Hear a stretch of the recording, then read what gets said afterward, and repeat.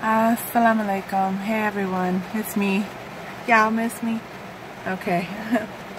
I may be joking and smiling, but this pain is no joke.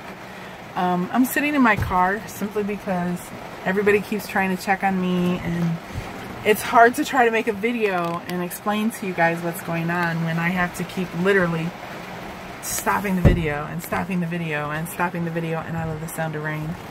But so, I figured I'd come out here. That way I can have the peace, and it gives me a chance to think and really tell you guys what's happening. So as you guys know, I went in July 16th to Prince George's County Hospital. There they found that my gallbladder was inflamed with gallstones. Oh, I'm gonna pay for that. It's just water. I had gallstones really bad, and there was a thickening and sludge in my gallbladder, which meant that it's a chronic thing. And they said that I needed my gallbladder out like right away. So they were planning on doing emergency surgery. But because of my hernia, my hiatal hernia coming back, they didn't want to touch me. They wanted me to go back to the hospital that did the surgery, which was Hopkins Hospital in Baltimore. And so I tried to hold off as long as I could. I kept saying, oh, it doesn't hurt that bad. It doesn't hurt that bad. It doesn't hurt that bad. Well, Wednesday, hubby and I were home, and I cut up some cucumber, and I ate some cucumber, and the pain was so intense and so violent that it literally made me pass out. And I came to a couple of times, like I would pass out and come to, pass out and come to. It's so freaky how that looks because of the rain. But so, they had to, oh, that's a lot better. There we go. They had to, like, I had to build up my strength and, like, really put myself, like, you're not going to pass out, you're not going to pass out, to get myself to the hospital.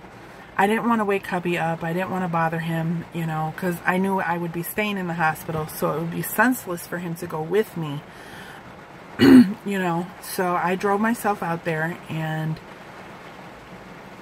they admitted me really fast, like, into the emergency room, and they had an IV started within me being there 5 minutes. And they had me in a room within like maybe 2 hours because I guess there was a delay with the room. So they sent me for a CT scan of my gallbladder, and you guys know the debacle which happened with that, with the MRI, and then sending me to the wrong place because they didn't even know who I was. So luckily I wasn't unconscious, otherwise they would have put me through an unnecessary test. But so I really hate this cough, and I apologize for coughing, but it's hard. But so they did the CAT scan, and then they said after the CAT scan they would give me pain meds and, you know, try to give me something to relax me and help me feel better. But then, I guess while I was in the CAT scan, they decided to do this test. It's a HEPA scan or something like that. But so, in order to do the test, you can't have eaten within a certain amount of time, can't have fluids for a certain amount of time, and you can't have narcotics for over 6 hours. And I told them, well, then you can do the test now because I haven't had narcotics in my system in over a week. I said, because everything I eat, everything I drink, I throw it right back up. And the only way I can describe this pain in my side, for people that have appendixes and had them removed, you know the pain. But the only way I can describe this pain is seriously the movie Alien. When the alien decided to rip its way out of Sigourney Weaver, that's what it feels like in my gallbladder and in my whole right side. And So I get back from the HEPA scan, and hubby had just showed up. And by now, it's already, what, 2 o'clock the next day. Because the scan was done at 1 o'clock on Thursday. So it's already 2:30. And they're telling me, okay, we're going to give you something for pain. We're going to give you something for pain. And then they did their rounds, and they're literally standing outside my room, and I hear them talking. One of them goes, well, why don't we send her home and do it as an outpatient? The other one's saying, oh, we need to keep her because, you know, blah, blah, blah, blah, this. And mind you, the emergency room doctor said that they were trying to have me rushed into surgery, and they had been talking between the surgeons and everything either that day or Friday. Today. So they finally give me medicine at like 4:30. Mind you, a whole 13-14 hours since I got there. The only way I can lay and be comfortable is if I'm literally balled up in a ball and my knees pushed up against my chest, because it kind of pushes on the pressure and relieves it. I was in tears. I've been in tears, like crying and in agony, just trying to get this to stop. So they finally give me the Dilaudid. They forget to give me the Benadryl. I have bad reactions with pain medicines. Even though I'm not allergic to it, I still have this moment, and it freaks it freaked the crap out of my nurse. And he's trying to help me, and I had warned him about it. But so then they gave me another shot of Dilaudid right before I went upstairs. And they had already made arrangements with upstairs, because they were having a problem getting my Benadryl, for them to give me my shot of Benadryl when I got up there, because they explained to them I'm allergic to the bleach, blah, blah, blah, blah, blah. They get me upstairs. This intern, physician, assistant, whatever the hell she was, named Sarah, she's asking me all these questions, you know, about my health, about my past, blah, blah, blah, blah, blah. I give her all my information. Oh, well, we're going to, you know, blah, this and this and that. And they're listening to my lungs. Hear that I have a shortness of breath. Well, yeah, because of this cough. So you finally have me upstairs 14, 15 hours after I've been downstairs, and then you decide to do an x-ray. So at 3 o'clock in the morning, hubby's asleep in the chair, sitting up, mind you. It looks so uncomfortable, and I love him to death for being there with me. They take me down for x-rays. And then they had grabbed blood from me when I first came upstairs. And so I get back to the room, and all of a sudden there's a rush about everything, and I'm like, what's going on? And the only thing I was told from the Sarah was that my pancreas was inflamed, and that my pancreatic levels were the highest they've ever seen on anybody. And so they changed, like, they have a different kind of like fluids that they had to give me that had lipids in it to kind of bring my lipids down or whatever. I don't even know. So then I finally fell asleep at like 7 o'clock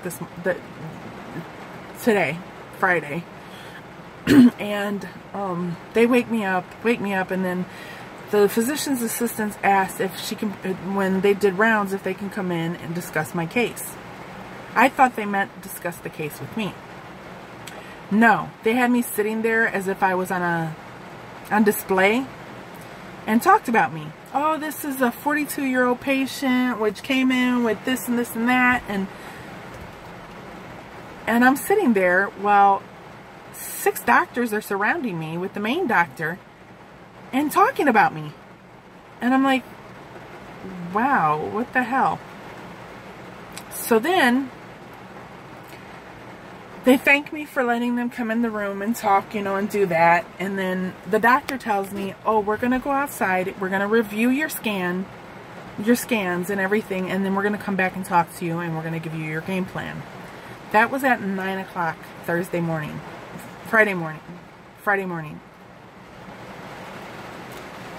By 4 o'clock this afternoon, I'm begging them, please help me, please help me. I've been begging them all day. Just please. Well, what's your pain score? 50. You asked me, you told me to pick a number, and I could give you any number I want. 50. 50.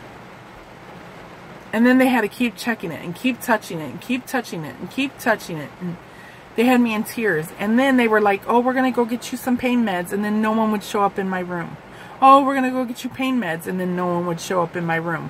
And then every time I would ask for pain meds, they would give me an excuse on why they wouldn't give them to me. And it was just on and on and on. So then the lovely Jamila came to visit me. And I called the nurse in, and I'm like, what is going on? It was already like 4:30. Why hasn't the doctor come and seen me? I'm the patient, but I'm the case. So don't you think you should run by the plan and everything else with me? No. No.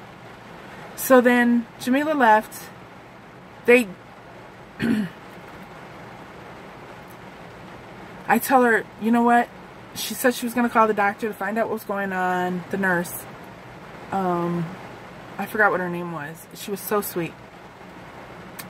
But so, I mean, Jamie. Her name was Jamie. So, she's trying to help us. And mind you, the nursing staff in the emergency room and on Nelson on the 3rd floor, and Building Nelson on the 3rd floor were amazing. Simply amazing. The techs and the nurses were all so amazing and really genuinely cared about what was going on with me. So then my husband went out in the hall and he's like, look, you know, just give us the paperwork. Let us, because we're signing out. We're going home. Not even 5 minutes later, all of a sudden, the doctor and Sarah are back in my room. And he's explaining, I'm like, and I was upset. And I was like, I want to know what's going on. I was like, I'm the patient. This is my health. And I have no clue, since I've been in the emergency room, what the hell is going on. Not only that, but you guys have on the board what your objectives are. To keep me from vomiting and nausea. Pain. No, nothing by mouth. You have not given me Zofran. No, nothing. I've been throwing up. They even had me try a liquid diet. And I told them what's going to happen. I ate it.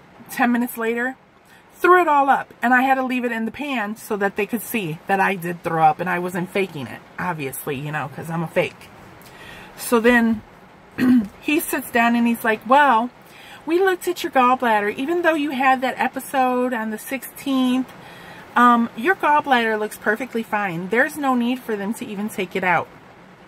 Are you a gastroenterologist? No, you're a medicine doctor. That's all you do. When there's issues with other things, you call those departments. So then he goes, the problem is you have pancreatitis. And he goes, then there's only 2 ways to get pancreatitis. Either it's because you're an alcoholic and it's alcohol related, or you have an abnormality in your pancreas, which is a possibility because, you know, your anatomy, because I only have 1 kidney and all that. He goes, or it's the gallbladder that's causing it. So yet you're saying my gallbladder's fine, but now you're saying my gallbladder might be causing this. What is it? So then he's like, okay, well, with pancreatitis, you can't take anything by mouth at all. Food or water, no fluids, no nothing. You're not supposed to take it. And he tells me, we're going to get your pain under control. We need you to stay. You're at the best hospital available. We're going to get you to the right department so that they can take care of you the right way. 3 hours later, I still have no pain medicine. And I'm begging, like, please do something. Please, I can't take this pain anymore. The nurse comes in with 1 Percocet, a 5 milligram Percocet, and water. I go, I can't take that. They said I can have nothing by mouth. oh, but he ordered this. He said that this is all he's giving you. And then my husband spoke up. Wait. He's like, no. He goes, I sat here and specifically listened to everything this man said, and that's not what he said. He said she cannot have any fluids, no nothing. She can't take anything by mouth. And then you're going to bring her a pill. Like, they're contradicting themselves. Like, in the emergency room, they said I couldn't eat or drink. And then the nurse came in and she's like, the main nurse that runs everything comes in and says, oh, are you hungry? Would you like to try something to eat? Are you guys reading my fucking chart? Like, for real. So, the doctor convinces us, okay, it's best that I stay because they need to keep me on IV fluids because you need the fluids. Otherwise, you'll become severely dehydrated and things can turn pretty bad pretty quick. And I need to be on IV and pain medicine to get this under control. And nothing. And I finally just, when they brought that pill in, me and my husband both, we had enough. That doctor came in. And I noticed that he said alcohol. It had, oh, it's mostly caused by alcohol. Mostly, okay, I was sitting there without my scarf on because I was in the room, you know. And when I'm in the hospital, like if I'm in the room and I have a private room, I'm gonna keep my scarf off because, you know, the doctors are gonna see me regardless, and the nurses. So, you know, that's just me. So he judged me. Because he's seen the tattoos on my body.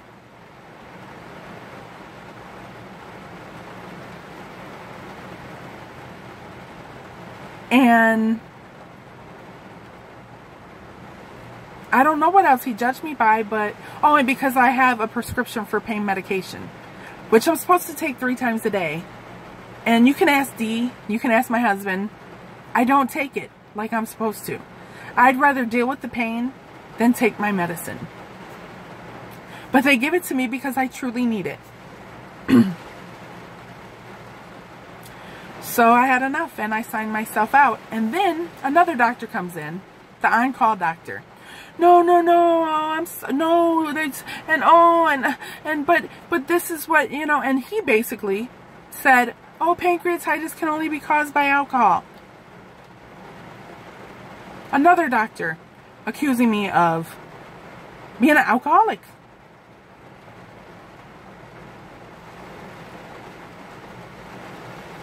Like, what the hell? So I was like, no. He's like, well, there's these options we can do and we'll put you on. And no. I said, he goes, well, you're running the risk of dehydration, this, that, and you're going to make your health worse, blah, blah, blah. I said, if I get worse, I said, my husband will take me to the ghetto hospital around the corner from my house where they're at least going to treat me with respect and dignity. I said, I'm done. I'm done. You could say whatever you want. I'm done. I am done. I have never in any hospital setting like that been treated that bad in my whole life. And see, I've gone through a lot, and you guys have known that. But my husband has never witnessed it until today. And he's pissed. But luckily, while I was in the emergency room, the patient advocate came down and he gave me his personal number. So I will be calling him on Monday. I'm filing reports against the doctors, the hospital, and also the security guard. Now let me explain what happened with the security guard. When I got there, you guys know I'm in a wheelchair, so I pull up and I pull over by the emergency rooms. I rolled down my window. There was a cop and a security guard in his security car, and he's looking at me and he's just sitting there. And I was like, so he rolls down his window. He's like, yes, can I help you? And I was like, sir, I need to go into the emergency room and I don't know where to go. I said, because I don't live around here. I'm from DC. And I said, and I have a wheelchair and I need help, you know, getting inside. Can, you know, something. He goes, look, ma'am, if you park over here, you're going to get ticketed and towed. You have to park over across the street in the parking garage. And rolled up his window and then turned away from me and ignored me. I'm telling you, I have a wheelchair and I need assistance getting into the hospital. So I had to get into the parking garage, get myself out, get my wheelchair set up, get on the elevator, go to the 4th floor to go across the Skyway. And it's a long ass hallway. In pain. Luckily a nurse was walking through there to, I guess, go home. Seen me, and I was literally, I had to stop, and I was literally sitting there in tears. And she took me all the way down to the emergency room. And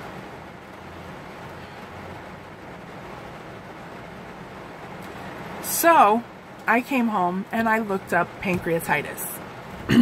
It's not just caused by alcohol or an abnormality.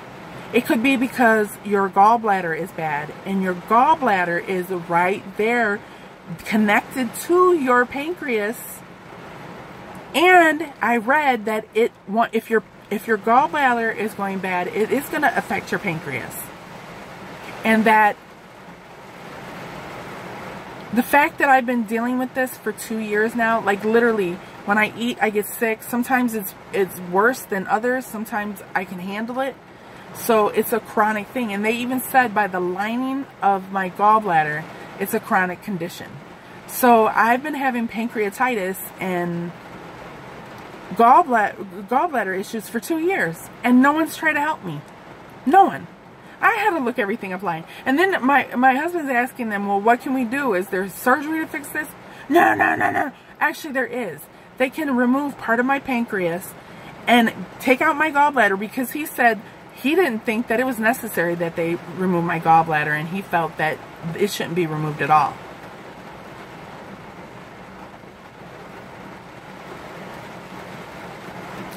So, hubby hopped in his car, I hopped in mine. I took 2 of my pain pills, some Benadryl, and I drove myself home. Hubby's watching me, keeping an eye on me, making sure that I'm trying to, because all I can do is ice, and at least that's some form of fluid in my body. So, and it says that if you're throwing up, well, with the pancreatitis, if you're throwing up so severely you're not getting the nutrients you need, then they need to place a G-tube.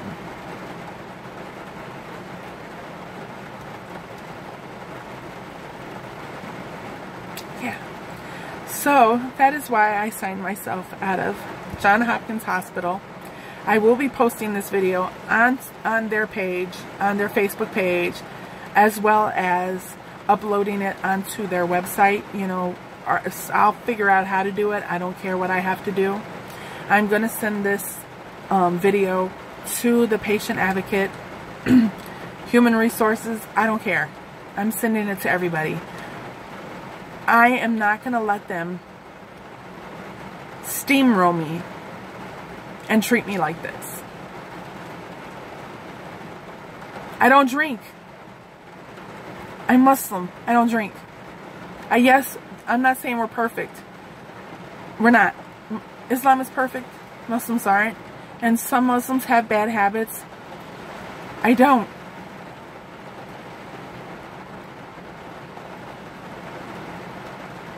So, I'm home. I appreciate all the love, the support you guys have been giving me. The worriness you guys have, always, you know, constantly checking up on me, posting on Facebook, you know, asking for updates. I'm sorry I wasn't updating as much. The pain that I was having was so bad that I literally had to put myself into like a zone and just lay there and rock and just not think and try to get myself out of the pain. And I'm just so fed up that I was treated like this. And my husband was going to be in this video. I'm sure he'll comment on this video about this. And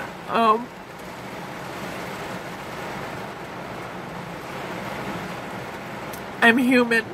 I'm a human being. I have emotions. I have feelings. I'm a person. And I didn't deserve to get treated the way I did.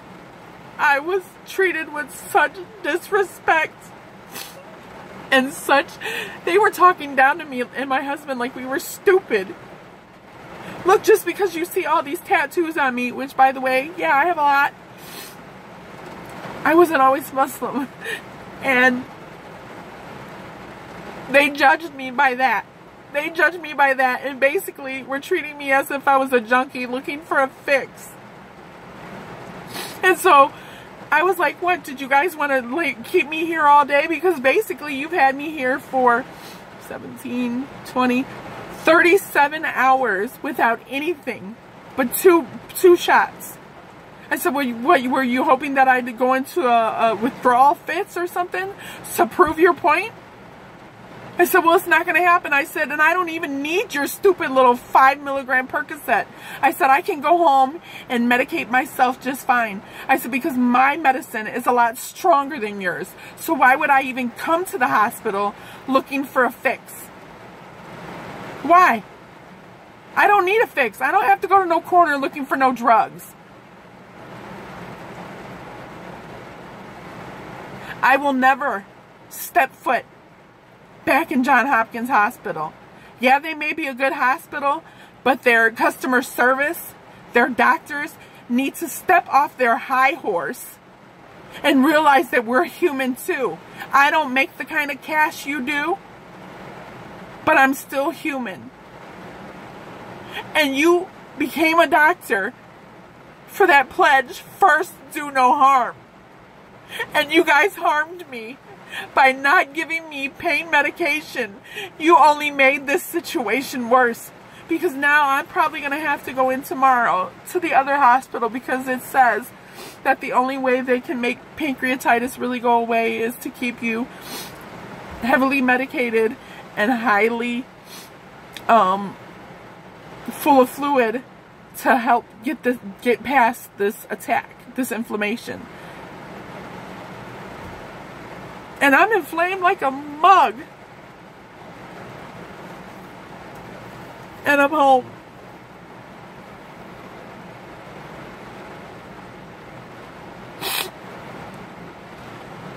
I have never been so humiliated in my life.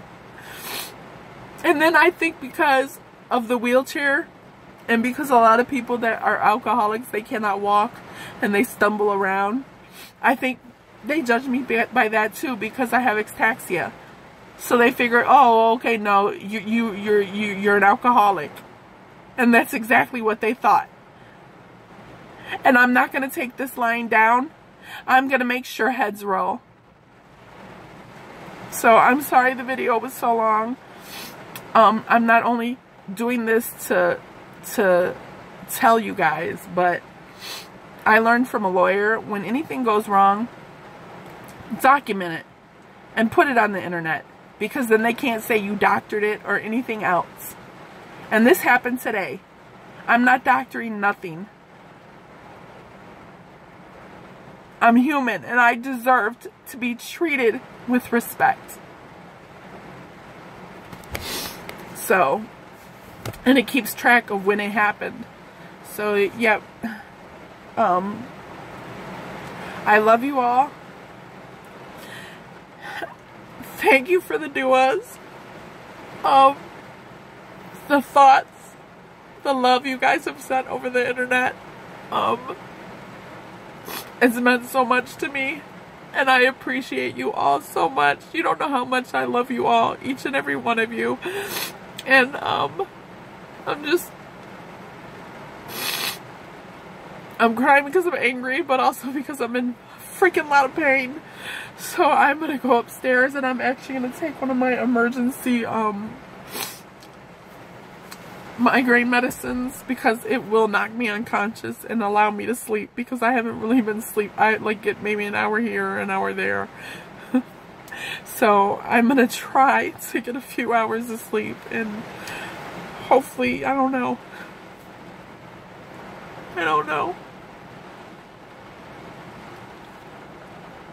Assalamu alaikum.